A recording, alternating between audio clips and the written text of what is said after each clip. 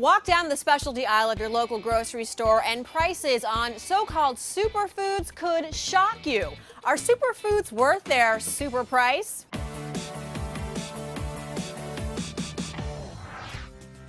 Quinoa, spirulina, goji berries, acai. They're the latest health food trends, but what's good for your body isn't necessarily great for your wallet.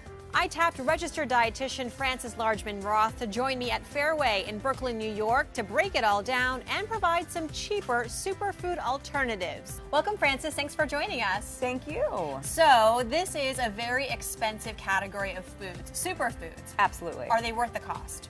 Well, they do have some really great benefits if you can afford them. But there are other great foods out there that are much easier to find that cost a fraction of the price. Let's start with acai, which has gotten a lot of fanfare. The nutritionists love it, the dietitians love it. Do you love it? Well, I do love it, but it is imported from Brazil, which makes it more expensive. It's also not that easy to find all the time. So it's rich in antioxidants, but another easier to find, much cheaper alternative would be frozen blueberry. Also rich in antioxidants, Frances, are goji berries, but of course you add them to anything and prices skyrocket. Absolutely, they do. This is another imported food. Goji berries come from China, so that ups the ticket a bunch. They can be up to $25 a pound. They're touted for their anti-aging and antioxidant abilities, but you can get similar benefits from dried cranberries, dried cherries, and raisins. Next, Frances, spirulina. It kind of rolls off your tongue, but of course this is super expensive, $35 a pound in some cases. Yes, crazy expensive.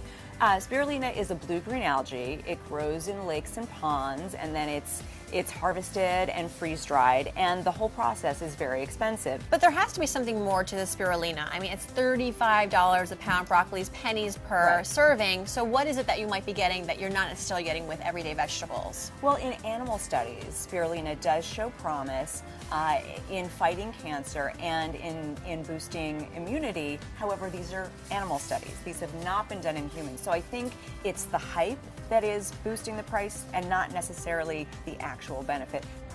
Now let's talk about quinoa. This is actually reasonably priced, so I'm thinking we don't need substitutes here, right? No, it is a really fantastic food for everyone, for vegetarians and meat eaters alike. Quinoa is actually a seed, but it's used as a grain. So you can use it as a side dish, you can put it in muffins. I like to eat it for breakfast. It's super versatile. It's also gluten-free. Perfect. It has a complete protein, and it's rich in minerals like zinc and iron. All right, Frances, this one I'm just shocked about. Fresh wild salmon. You suggest we go canned as opposed to fresh? Well, I love fresh wild salmon, but it can be upwards of $25 a pound. So for a family of four, that gets pretty pricey. Yes. So obviously you cannot grill canned salmon, but you can get the same benefits in cans. So you're getting the omega-3s, you're getting the protein, you're getting those heart health benefits. So if you can't afford the fresh, definitely go with wild canned salmon. All right, that makes sense. Now that you explain it, thank you so much, Frances. We want to hear from you. What are some of your favorite superfoods and why? For Yahoo Finance, I'm Farnoosh Torabi.